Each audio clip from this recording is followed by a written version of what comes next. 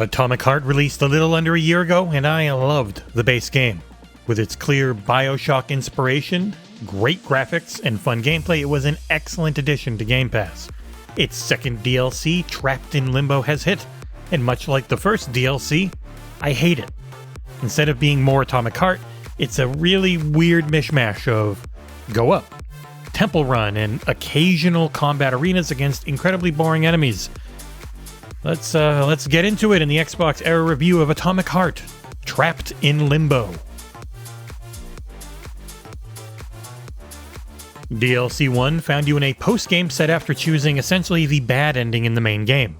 DLC 2 finds you trapped in Limbo, a bright and colorful space made from your imagination.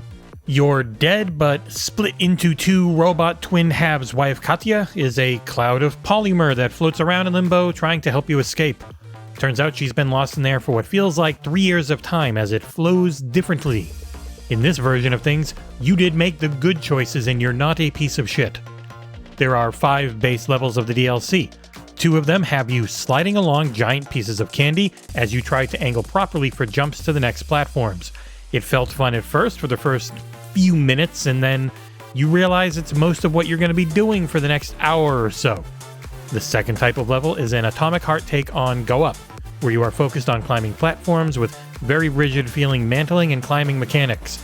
There are constant checkpoints in both level types, which helped keep the frustration down a little bit, but still, by the end of my time in all 4 levels, I hated it. And I appreciate the attempt to find something new to do in this DLC, but it is rarely fun to actually play. Frustrating flying and sliding mechanics had the rage seething up inside of me. It didn't feel like a fun challenge, but more like a punishment. Occasionally, in both modes, you will get a combat arena or minigame style challenge. For the sliding levels, this means trying to send small enemies flying into a big gingerbread man until his health is gone. To fight the hordes of candy creatures off, you'll be collecting apples, which you can then spend at a checkpoint vendor.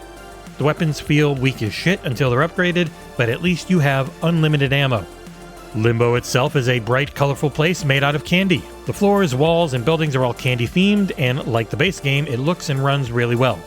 DLC is kind of impossible to review on consoles, so I played it on Steam.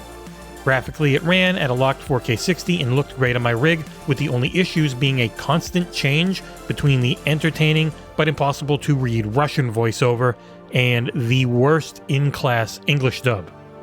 Seriously, the English voiceover is as bad as the graphics are good.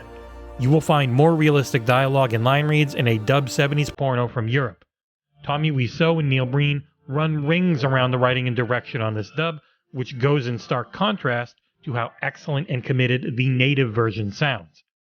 The music is full of absolute bangers, much like the main game. There are a few goofy, toony tracks that I had to turn down, but they were the exception. And the final level of the DLC is Temple Run, with you playing as the asshole goose from the main game.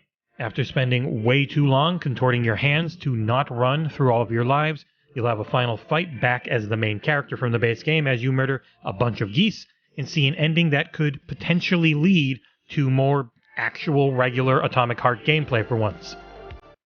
Wrapping things up, as disappointed as I was with the first DLC, I think I dislike the second one even more.